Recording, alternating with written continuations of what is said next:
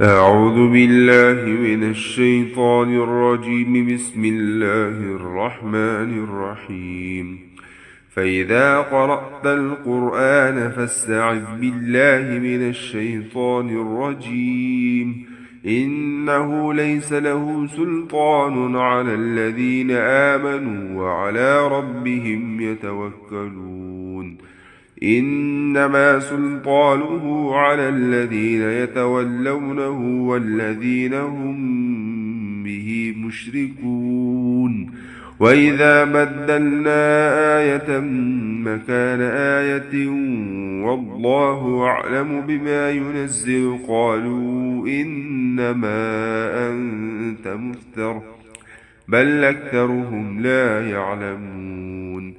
قل نزله روح القدس من ربك بالحق ليثبت الذين آمنوا وهدى وبشرى للمسلمين. ولقد نعلم أنهم يقولون إنما يعلمه بشر لسان الذي يلحدون إليه أعجمي وهذا لسان عربي مبين. إن الذين لا يؤمنون بآيات الله لا يهديهم الله ولهم عذاب أليم.